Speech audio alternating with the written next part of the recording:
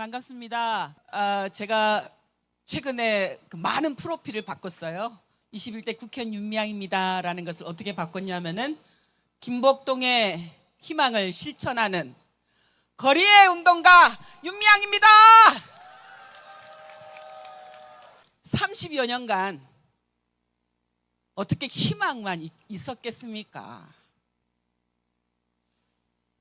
바로 일본 집회 현장에 들어가는 건물 입구에 일본 우익들이 서서 고성능 스피커로 고래고래 소리를 지릅니다. 너희들은 성노예가 아니다. 너희들은 돈 벌기 위해서 스스로 그렇게 갖지 않느냐? 왜 일본 정부에게 사죄를 요구하느냐? 그렇게 고래고래 소리를 지릅니다. 그 소리를 들으며 김복동 할머니도 기러녹 할머니도 그 건물 안으로 들어가 이놈의 세상. 그러나 그 건물 안에 모여있던 일본 시민들을 만나면 어느새 할머니의 얼굴은 평화의 웃음, 희망의 웃음.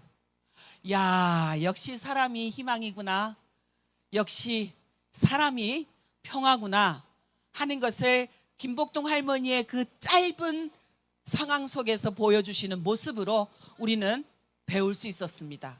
그렇지, 우리 옆에 사람이 있다면 포기하지 않고 늘 우리 손을 잡아주고 나 너 믿어. 너 지치지 않을 줄 알아. 끝까지, 우리는 끝까지 그 옆에 서 있을게. 할머니가 돌아가셔도 할머니가 이루고자 했던 그 뜻 우리가 이룰게요. 그런 사람이 곁에 있다라는 것을 알았을 때 할머니 입에서는 어느 누구도 꺾을 수 없는 희망이라는 단어가 터져 나왔습니다. 죽음 앞이었어요. 정말 얼마 있으면 당신이 이제는 병원에서도 아무 손 쓸 수 없는 죽음만이 내 앞에 있구나 하는 것을 알고 계실 때였습니다. 그때 할머니께서는 그 앞에 옹기종기 모여서 할머니의 뜻을 이어가려고 하는 거리의 활동가들의 모습을 봤고 그 모습을 보면서 여기에도 희망이 다시 찾아올까? 회의적인 생각을 가지셨다가 금방 그 틈새에 할머니는 마음을 변화시킵니다. 나는 희망을 잡고 살아. 희망을 잡고 산다라고 표현하셨습니다. 그 의지, 그 적극적인 정신, 그것을 우리가 갖고 산다면 이 땅 전쟁도 멈출 수 있고 그 전쟁을 통해서 불을 취하는 저 전쟁 팔아먹는 사람들, 그 사람들의 발걸음도 멈추게 할 수 있지 않겠습니까?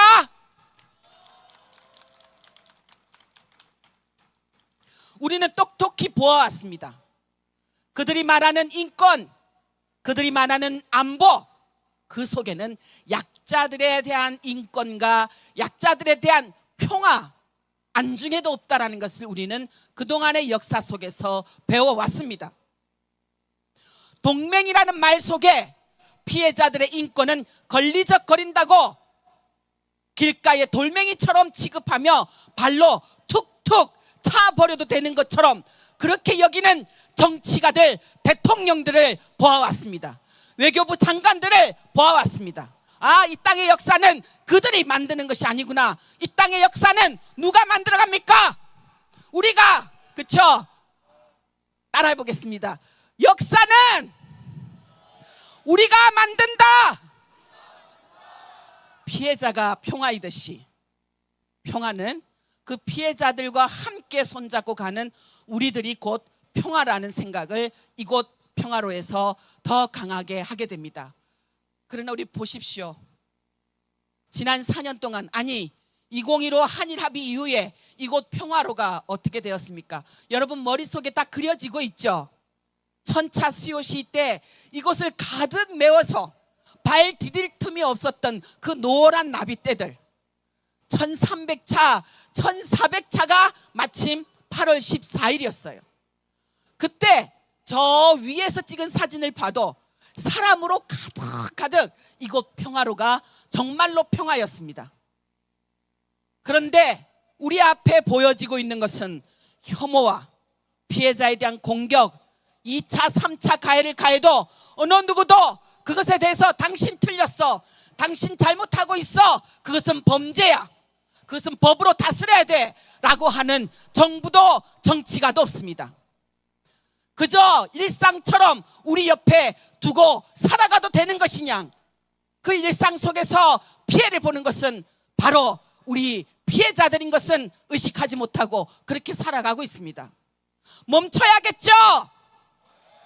우리는 22대 국회를 향해서 요구합니다. 다시는 피해자들의 인권을 훼손하고 명예를 훼손하는 그런 망언, 역사 부정, 피해자들의 인권 탄압, 유린, 그것을 하지 못하도록 법으로 보완해야 합니다.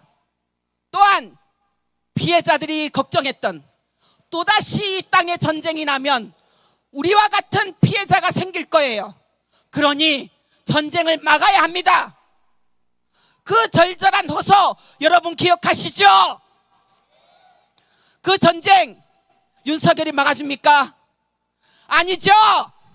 윤석열은 자기가 지금 무엇을 하고 있는지도 모릅니다.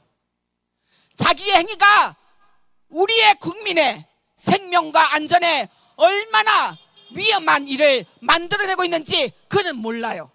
어떻게 해야 되겠습니까? 끌어내려야죠. 네, 그렇습니다. 피해자들의 정의를 가로막고 피해자들이 정부가 없는 상태에서도 힘겹게 유엔을 가고 법원에 소송을 내서 겨우 이끌어낸 사법정의, 국제사회 인권, 평화, 그것을 이놈의 정부는 팔아먹고 있습니다. 그대로 내어주고 있습니다.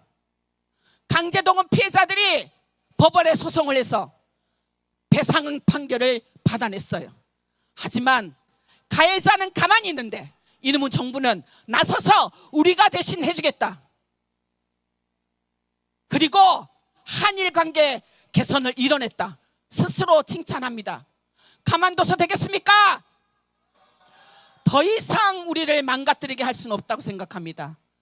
내일은 또 무엇을 내어줄지, 내일 우리의 평화를 내어줄 것 같은 불안감 때문에 살 수가 없습니다. 저는 수원에 살고 있습니다. 매일매일 전투기가 하늘을 나릅니다. 심상치가 않습니다. 그 전투 비행기 소리를 들으면 와, 저것이 어디에 떨어질 것인가?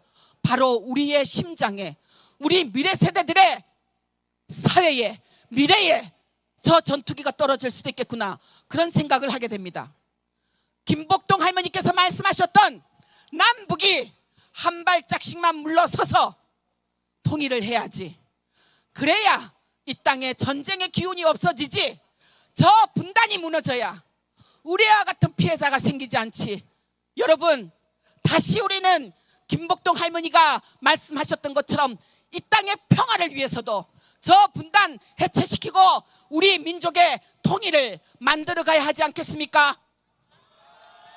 저 일본에서 차별을 받으며 공부하고 있는 우리 아이들에게도 조국이 여기에 있다, 조국이 둘로 나눠진 것이 아니라 조국이 하나다 하는 것 만들어줘야 되지 않겠습니까?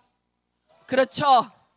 그 길을 위해 그동안 우리가 계속 이야기했던 것처럼 여러분, 연대가 힘이고 연대가 희망이죠.